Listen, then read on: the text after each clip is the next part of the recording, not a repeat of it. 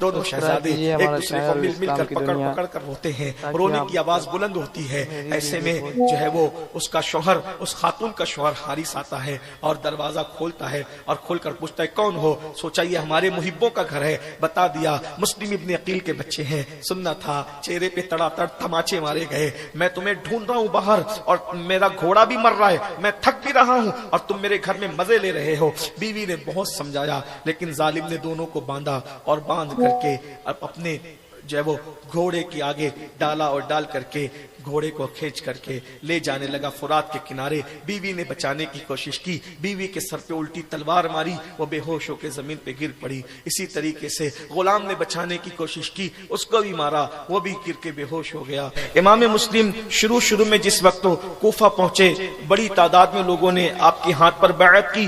मुख्तलिफ अक़वाल है जो मैं कल पढ़ चुका। मुख्तसर में इमाम की शहादत पढ़ उसूल बरकत के लिए पढ़ना है वो ये कि जब आपने लोगों की बैअत ली तो उस वक्त हुआ ये कि यजीद के जो मुखबिर थे उन्होंने यजीद को लिखा अगर तुम अपनी हुकूमत का तहफ़्फ़ुज़ चाहते हो तो मुस्लिम यहाँ आए हैं इमाम हुसैन के नुमाइंदे बनकर और वो लोगों की बैअत लेते हैं, तुम जल्दी से किसी को रवाना करो।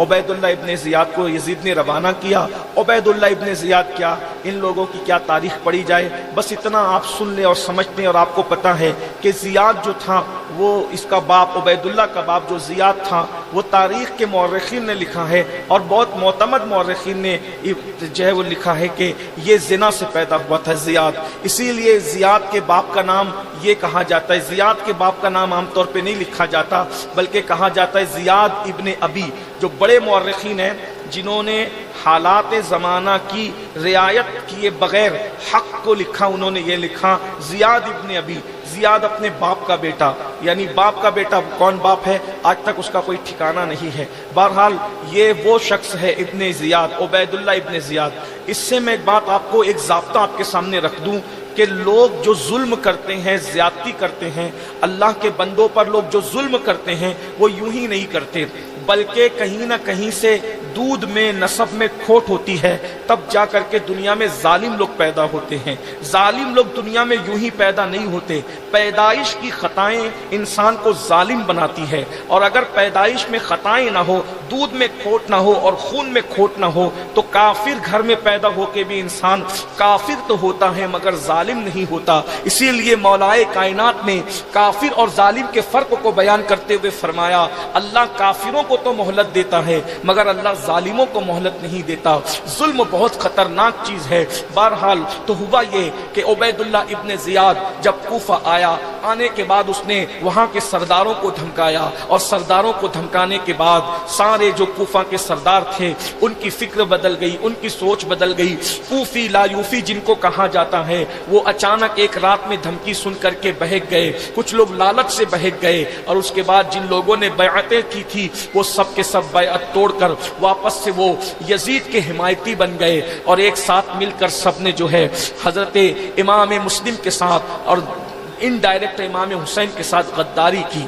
हुआ ये कि अल्लाह अकबर, इमाम मुस्लिम रदी अल्लाह ताला जो इमाम हुसैन के नुमाइंदे थे जब वो मस्जिद में नमाज पढ़ाने के लिए गए तो 700 लोग आपके साथ बचे या 500 लोग मगरिब की नमाज शुरू की कूफा की जामा मस्जिद में तो 500 या 700 लोग पीछे खड़े थे और जब सलाम फेरा तो कोई एक भी मौजूद नहीं था, सब साथ छोड़ करके चले गए। ये कूफा की तारीख है, ये कूफियों की बेवफाई है। अल्लाह अकबर। उसके बाद इमाम मुस्लिम मगरिब की नमाज पढ़ के सोचते कहाँ जाएं, किधर जाएं, सबके दरवाजे बंद। कल तक के जिनके जो दावतों के लिए मिन्नतें कर रहे थे, बुला रहे थे, अर्जियां पेश कर रहे थे, हाथ जोड़ रहे थे, आज उन्होंने अपने दरवाजे बंद कर दिए। हजरत सैयदना इमाम मुस्लिम रो रहे हैं। मैंने तो इमाम को खत लिख करके कह दिया हालात बड़े साजगार हैं, लोग आपकी बैअत के लिए तैयार है, लोग आपकी जियारत के लिए तैयार है। इमाम तो मेरी बात सुन करके पढ़ करके निकल पड़ेंगे क्योंकि उनको एतमाद बहुत है। ऐसे में आप निकलते हैं,